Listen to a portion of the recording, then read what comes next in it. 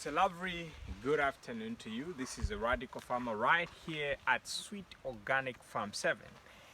You see, a farmer ought to be organized. A farmer ought to be focused, determined, and a farmer ought to be resilient. You see, farming is something so cool and so nice, and many young people, including myself, we have a wrong perception about farming. We think that, farming is about working hard, it's about getting dirty. On a casual day, this is how a farmer ought to look like. You have to go and check how the plants are doing, check how the fruiting is happening, check how the herbs are doing, and so that you come up with action plans on what needs to be done. You count your stock and check, how many papayas am I going to be harvesting every week? How many papayas am I going to be harvesting every month? What are the prices? You do a research. Where am I going to be selling my papayas? You see, Farm 7 is strategically located. We are, where, Mazabuka Road, Livingstone Road meets Chirundo Road and Lusaka Road, and we have about 25 kilometers from here is Kafue town, and we have Lusaka only about 70 kilometers. We have Chilanga there. So we are looking at that population, especially Lusaka people, because most of them, they are within the confines of their homes and they don't grow these things. So we're looking at feeding those people. Now, when I come to my stock here, because I just planted these papayas about 7 months ago, and this one we just replanted it to make sure that the land is maximum utilized. So I'm able to check and see how this plant is doing, and I can see that it is progressing and it is fruiting.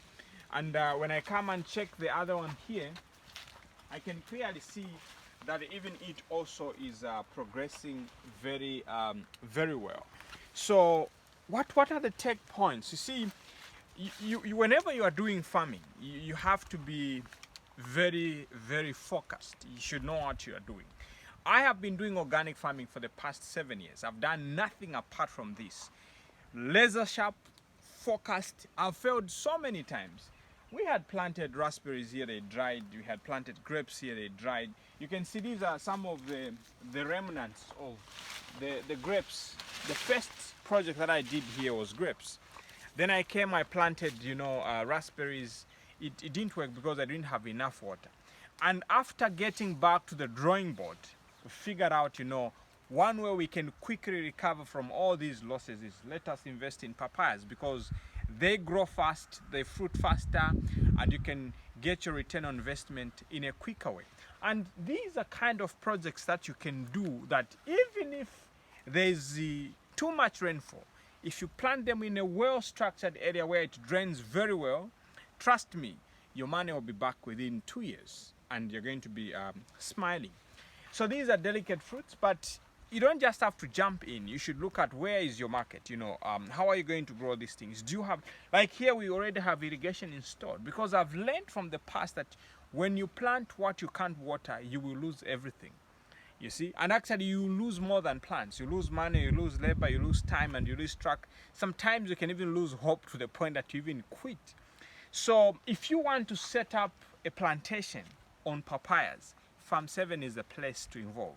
We'll give you, we supply you with the knowledge, we'll give you irrigation, we'll even supply you the papayas. If you can see the percentage of the male papayas here and the female ones, it is 95%.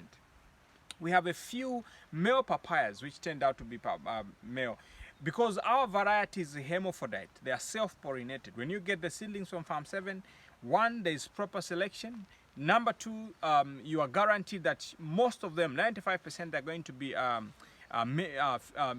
female, meaning they are the ones that are going to be fruiting, and they start fruiting within 4 months. And this is nothing but the best time.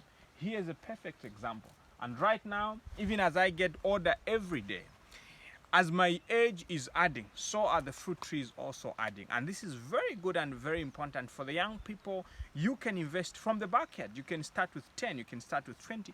And one seedling is only costing 40 kwacha.